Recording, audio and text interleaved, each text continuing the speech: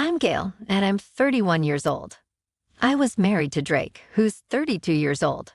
I say was because we recently got divorced, and I want to tell you why. I met Drake when we were in college. We happened to have a lot of mutual friends, and we got to talking. I fell in love with him almost instantly. He was a gorgeous man with the best sense of humor.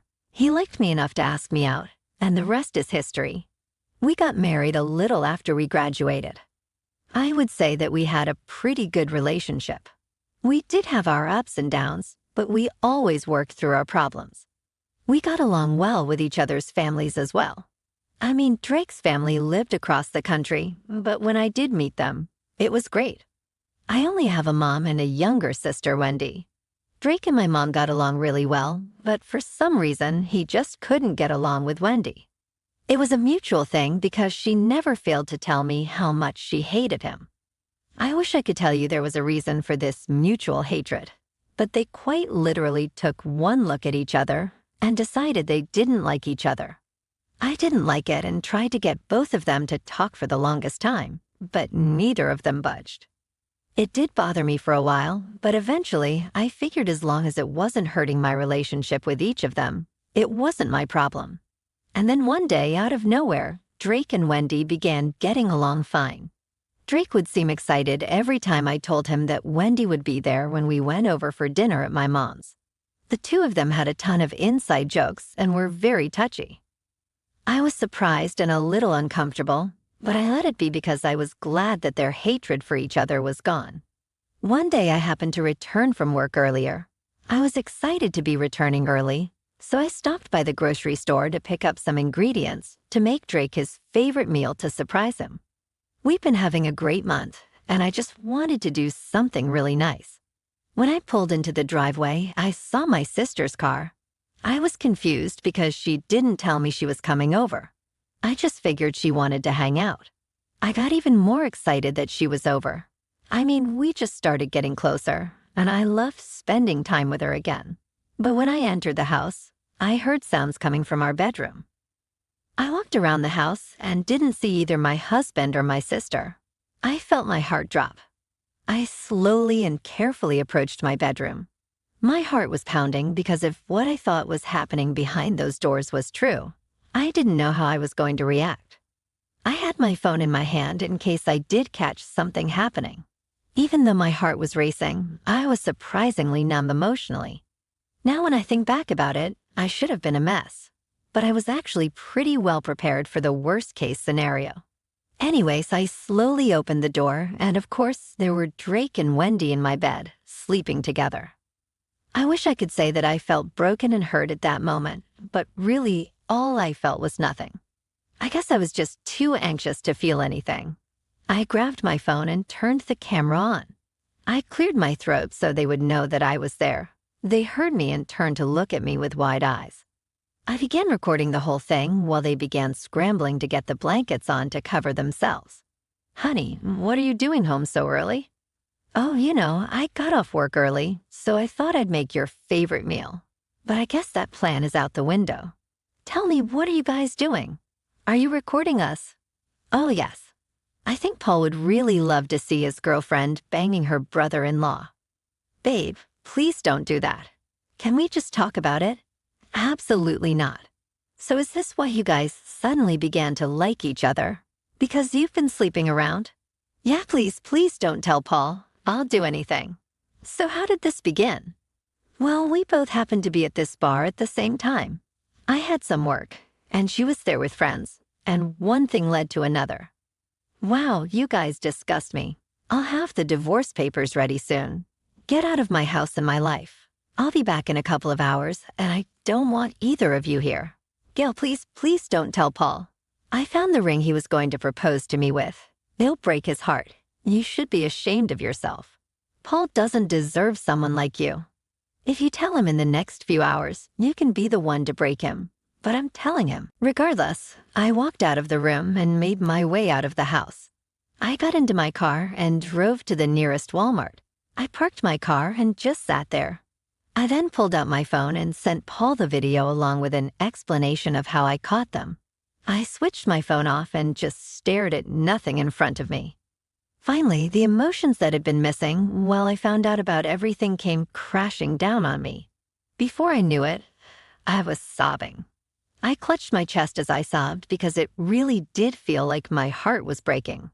In just one day, I lost my husband and my sister. A part of me felt stupid for not noticing the signs. I should have known there was something weird about Drake's intense dislike for Wendy, and that it was even weirder when this dislike suddenly disappeared. I had also caught them giving each other these looks in secrets, but I just thought nothing of it. Maybe if I had paid attention to the signs, I could have done something. But then again, even if I did, I would still have been the one that got hurt. When I calmed down a little, I just drove around for a while. I got some fast food and parked somewhere and just gorged on food. I ate until I felt as disgusting as I felt on the inside. I then drove around a little more. I had nothing going through my head, and I was grateful for it. Eventually, 4 hours had passed. I drove back home, and I was very happy that I saw neither Drake's nor Wendy's car. I knew that if I saw them, I'd have punched them both. Once I got inside the house, the first thing I did was race into the bedroom and switch the mattress with the one in our guest room. I changed the bedding and deep cleaned the room. I packed all of Drake's stuff and kept them in the guest room. I was so grateful that the house was in my name, because at least I didn't have to live in any uncertainty. I then took a long, relaxing bath, and when I felt like I had thoroughly cleaned myself, I cooked myself dinner. I watched TV for a while and also gorged on ice cream until I was done with an entire tub of it. I ended up falling asleep on the couch. The next day I took off from work. I informed my boss about what was going on, and he was sympathetic enough to give me the week off. I finally remembered that my phone was switched off, so I switched it back on. I was greeted with 20 missed calls from my sister and 15 from Drake, along with a flood of messages from both of them. I didn't care for much because I needed to see if Paul saw my texts. He did, and all he replied was a thank you. I was confused about his reaction, so I looked into Wendy's texts. That's when I found out that Paul had broken up with her. Wendy spammed me with messages asking if I was happy with myself for ruining her relationship, and letting me know that I was the worst sister. I didn't know what world of delusion she lived in, but she was the one who did this to herself. Drake also yelled at me over text for doing that to Wendy. I blocked them, but then my mom called me. "What did you do to Wendy, huh? Why did you meddle in their relationship? Poor Wendy's been crying since last night, so you didn't want me to tell Paul that she was cheating on him." Yes, why would you lie like that? Lie? Why the hell would I lie? You didn't. That's what Wendy told me. Did she tell you that I told Paul that she was cheating on him with Drake? Because that's the truth. What? Are you serious? Yeah, I came back home early yesterday and caught them. I'm divorcing Drake, obviously, and I really want nothing to do with Wendy. Oh no, honey, I'm so sorry. I called to yell at you. I'll make sure to give Wendy a piece of my mind. Don't worry. I honestly can't bring myself to care about what happens to her. Don't bother doing or saying anything unless you want to. If you need anything, just okay. I don't think I need anything. Are you home alone? Yeah, all right. I'll come stay with you for a while. Mom, there's no need for it. I'm not listening to anything you say. My daughter's going through something horrible, and I'm going to be there for her. Even though I complained to her, I was secretly grateful that my mom would be spending some time with me. Maybe if she was there, I would feel less lonely and maybe even be able to process my grief properly. My mom was over in 2 hours. She brought over a ton of stuff for us to eat and dealt with everything. My mom has always been my best friend, and I was so grateful she was there.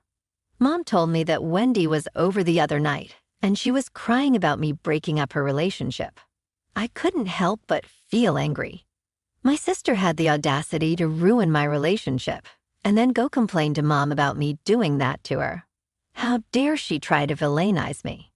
When she was the one who started it, Mom was equally as angry, but she never called Wendy to check in on her. She said that Wendy should suffer all by herself, and talking to her won't hurt as much as having no one to talk to. The next week was great. I had to spend a lot of quality time with my mom.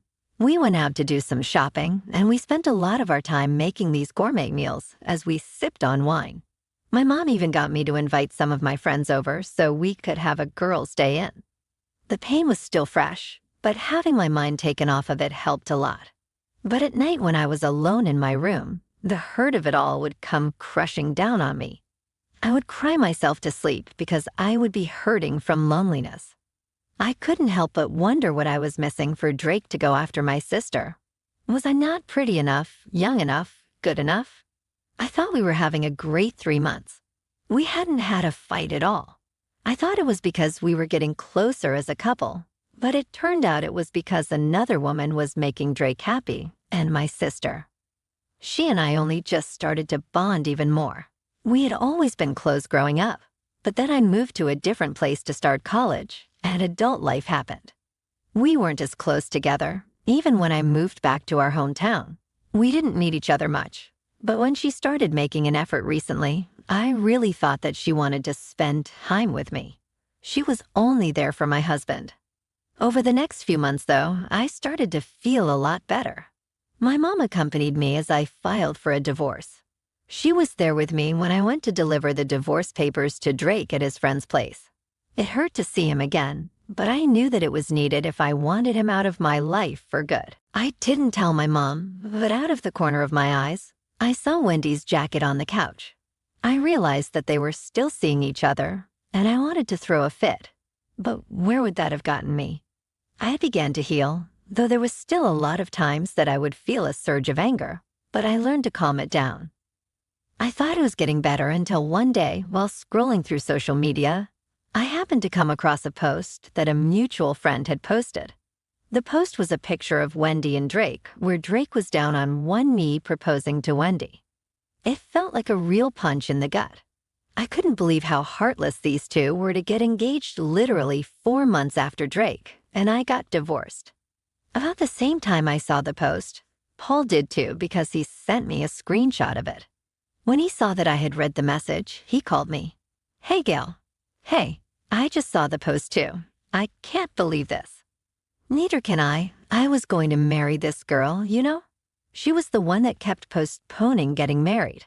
We've been together since high school, for crying out loud. I wanted to get married right after we graduated college, but she didn't want to. To see her get engaged to Drake after, 6 or 7 months together? Yeah, that stings. Yeah, I can imagine. Drake and I were together for almost 10 years, and to see him move on so easily hurts. I just feel so angry, you know? Oh, I know exactly what you mean. Sometimes I want to go up to them and just yell at them, but I'd just be embarrassing myself. Those two have no conscience. Well, you know what would embarrass them. A wedding gone wrong. What do you mean? How about we get started on revenge against them? Let's sabotage their wedding. You know what? That's a brilliant idea. I don't think we get invites. How about your mom? Does she know the truth? She does, but I also know that she hasn't spoken to Wendy since she found out. Well, we can try to have her in on it too. She can help us get in. All right, I'll talk to her.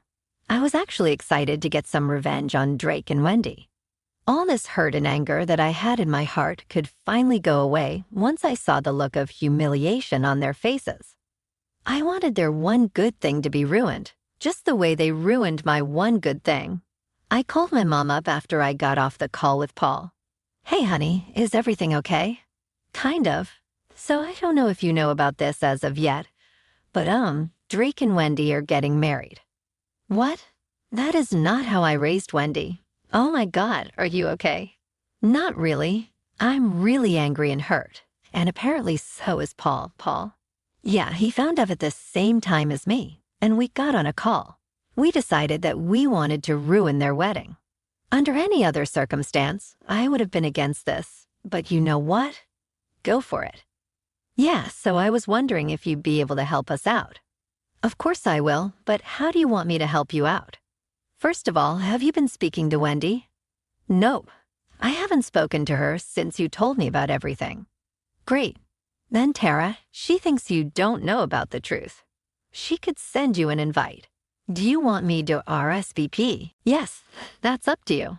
We just need the time and location. Paul and I plan to crush the wedding and cause a lot of chaos. I'm definitely RSVPing a yes. I want to see this happen. The excitement only grew. I was glad my mom was on board. Then again, she was there with me when I was at my worst, and I was sure I was doing much worse than Wendy when she came over to my mom's crying about poor breaking up with her. My suspicions about Wendy thinking Mom didn't know the truth were right. A week later, Wendy sent Mom an invitation to the wedding, which was happening the next month. My mom acted surprised and asked her how she was getting married to my ex-husband. She told Mom that the two of them happened to get talking after the divorce and just clicked. She told Mom that she wasn't inviting me because I ruined her previous relationship. Anyway, they were having the wedding at a local church. How ironic that they were two adulterers getting married in a holy place. Paul and I met up a few times to try and figure things out. I asked my mom to ask Wendy if she could be more proactive in the wedding planning. And of course, Wendy was on board with it. My mom insisted on being in charge of having the church ceremony set up and well handled. Apparently, Wendy was more than happy to have someone else take the load off her shoulders. Imagine not even wanting to put effort into your wedding. Paul and Mom and I couldn't help but laugh at them. The church had a projector and a screen that was going to be used to project a picture of the couple. We were also going to use that projector to show everyone the video I had recorded from conversations with Wendy.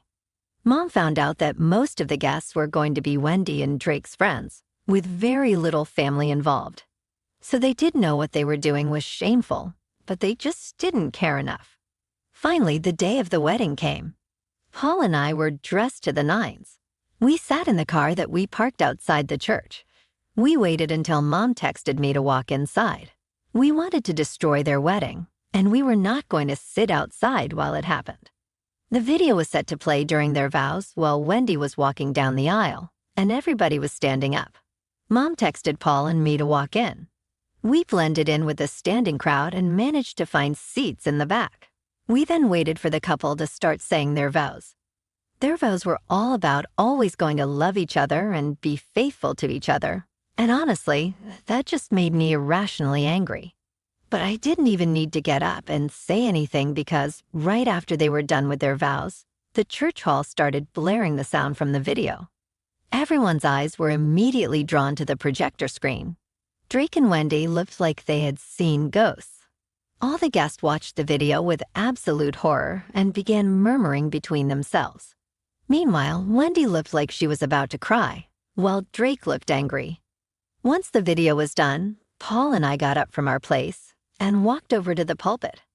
Hello, everyone. I'm sure you're wondering who we are. Well, I was Wendy's boyfriend. We were together for 9 years and only broke up 4 months ago because, well, you saw why. And I'm Drake's ex-wife, the woman who caught them. Drake and I were together for 10 years, until I caught him cheating on me with my sister. That's right, Wendy is my sister. Now I know we seem like attention seekers, but come on, did you hear the vows they made to each other? They got to be faithful to each other, and yet here they are getting into a relationship that began because of adultery. Since they had the audacity to share their unholy union with everyone here, we figured it would be best for everyone to know how this marriage even came to be.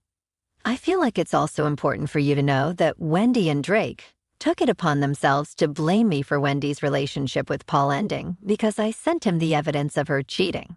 Just take a quick look at the screen here, and you will see messages they sent me the day after I found them sleeping together. Wendy was always someone who wasn't big on marriage, which was why we didn't get married.